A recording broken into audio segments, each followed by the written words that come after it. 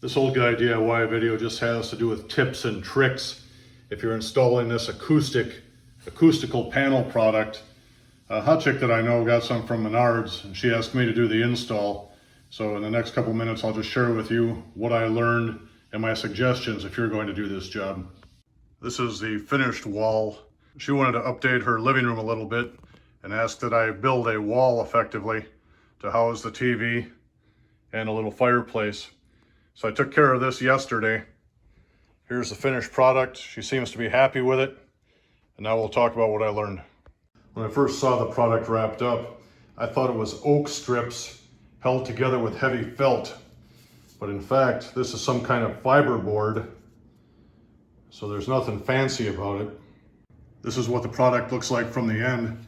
You can see the heavy felt and then these little vertical pieces of processed wood product stained to look like walnut. And the other thing I learned is when the sheets come, those composite wooden pieces are just held to the felt with staples. I learned that when you're cutting chunks out or if you're cutting smaller pieces, flip the thing over and see where the staples are first.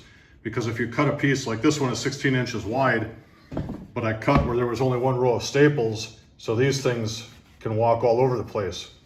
So after I made my first cut and learned about that, then I would flip the thing over. When I had it flipped over, I would measure whatever it was I was going to cut. I used my regular Arrow stapler with some 9/16 staples, and just applying pressure, it shot through here into that poly product easily.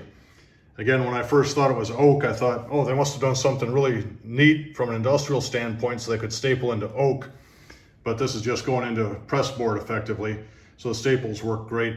So in summary, when you're cutting a piece, look on the back and see that you have at least 2 staples in each one of those vertical members. Otherwise the stuff flops over. The instruction manual says when you're going to fasten this to the wall, you should just use nails.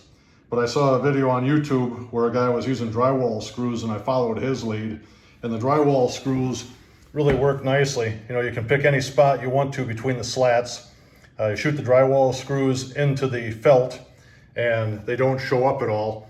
And then if you make a mistake and you have to remove it for whatever reason, it's easy to just take the screws out and do the thing over. And the other thing is, when it came to cutting this, you know, I saw guys doing it with jigsaws and hand saws, and I was a little bit reluctant to cut with a circular saw for fear that I was going to chip the ends of the boards.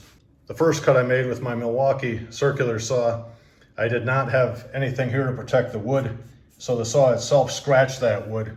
For the rest of the cuts, I laid a piece of that corrugated plastic board, like you see for political signs. I would just lay that down first, and then when I ran the saw was on the plastic and it was not on the wood, and that worked out nicely. Based on the instructions that came with this product, the first cut I made was with a carpet knife, and digging through this thick felt with a carpet knife was not a very precision operation. And after I did that one time, then I set up the table saw, and the felt and this wood product cut nicely with the table saw. So my preferred method for any cutting I had to do was the table saw. My secondary method was a Milwaukee Sawzall, and my third choice was a carpet knife. So in summary, if you get this product, it's pretty easy to work with. Just make sure that you measure twice and cut once. Using a circular saw was my best technique. Here you can see how the staples are spread out about every foot. Depending on where you're cutting, you could end up with something that has just one line of staples that allows the product to move around. When it comes to laying the panels side by side, there's about a 3/4 inch piece of felt on one side, and this end of the product is recessed a little bit. So the thing kind of locks in. It's almost like tongue and groove, but not quite. So easy to work with. There's enough variation in the product that when the job is done, you can't tell where the seams are, and it looks nice overall. This is an example of one of the drywall screws that I used. And I'm happy I used screws rather than nails, because with the screws you can control the depth precisely. And if you use a nail, you know, you can whack it, but it may sink further than you want. And if you do have to take it out for some reason, it's a real pain. So, and if you step back a little bit, you know, the screws just hide in that felt. And there's a seam right here between the 2 pieces of wood.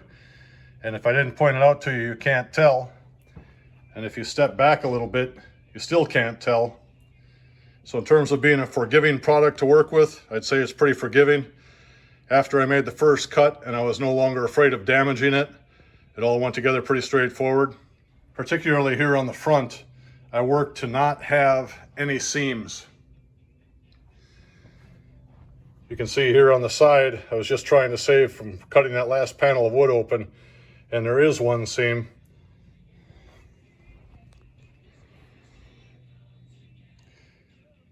But overall, she's happy with it, which means I'm happy with it. I hope these tips help you, and have a great day.